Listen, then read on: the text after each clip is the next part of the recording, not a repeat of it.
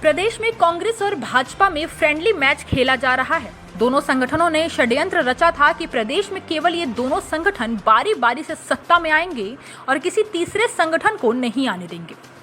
यह बात शनिवार को हिमाचल रीजनल अलायंस के अध्यक्ष डॉक्टर राजन सुशांत ने पत्रकार वार्ता को संबोधित करते हुए कही।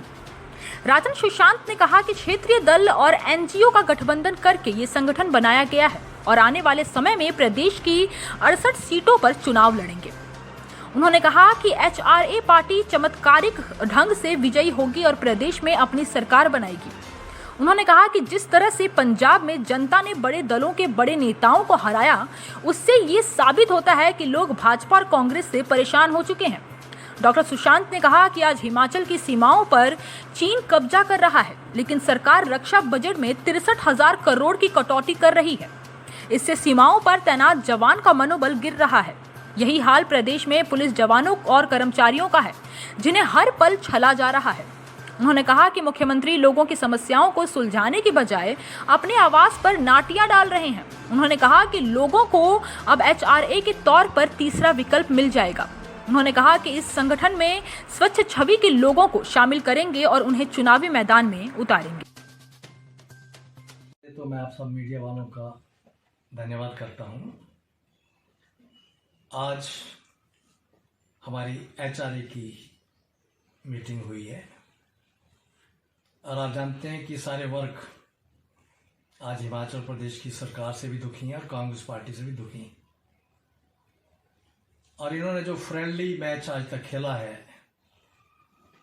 कि एक से दुखी हो जाए तो दूसरा आ जाता है, दूसरे से हो तो पहले वाला आ जाता है, और जनता को आज तक इन्होंने भ्रम में डाल के रखा कि हम काम करें ना करें, जनता को सुख सुविधा दें ना दें, जनता को जितना मर्जी उत्पीड़न कर लें, बारी तो हमारी आएगी बारी बारी।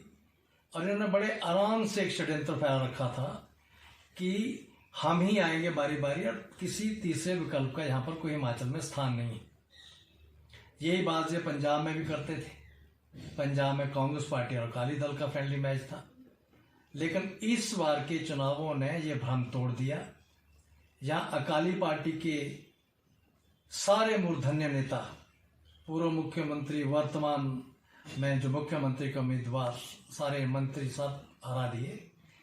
वहीं पर कांग्रेस पार्टी के सिटिंग चीफ मिनिस्टर दो स्थानों से हरा दिए हैं। 4.25 साल रहे चीफ मिनिस्टर, वो हरा दिए हैं। और बीजेपी के बड़े बड़े मूर्धन्य नेताओं को उन्होंने घर का रास्ता दिखाया है।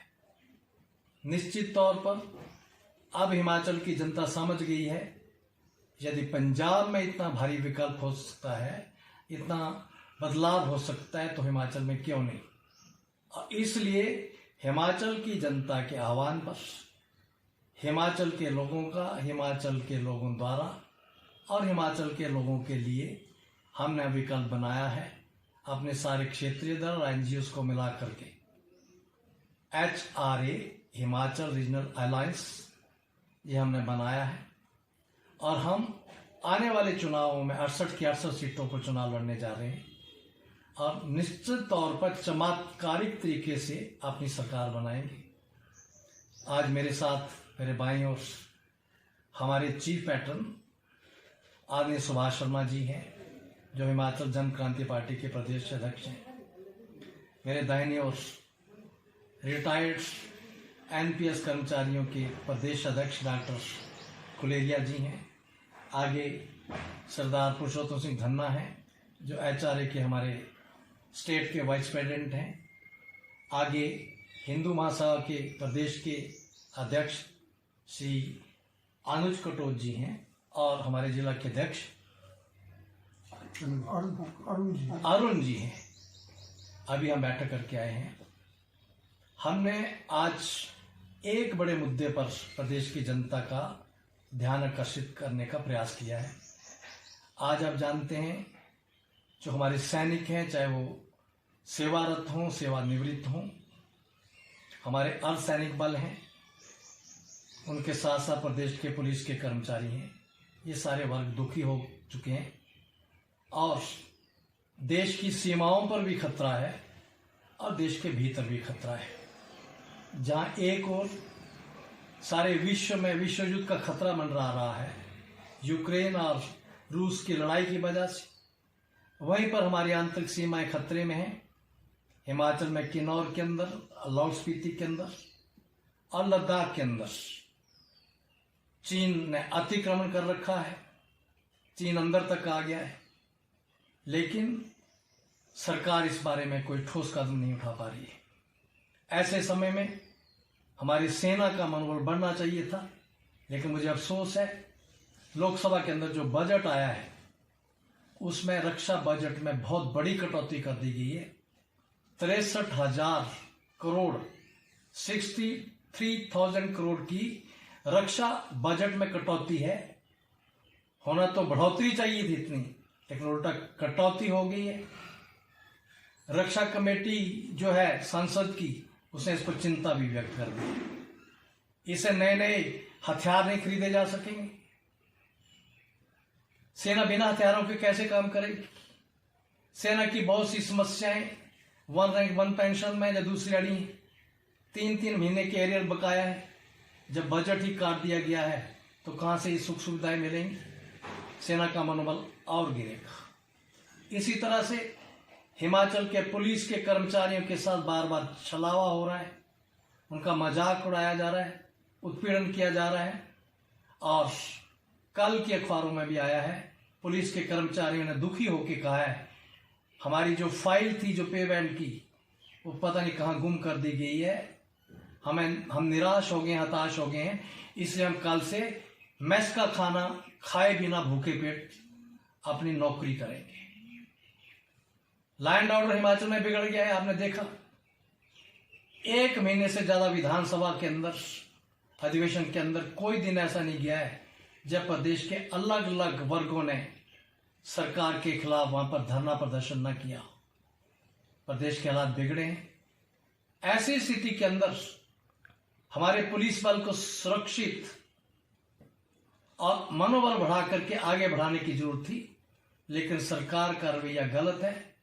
एक और प्रदेश की सुरक्षा का जिम्मा जिन पुलिस के भाइयों पर है, वो तंग आके, दुखिया के, हताश होकर के बिना भोजन के नौकरी देने की बात कर रहे हैं।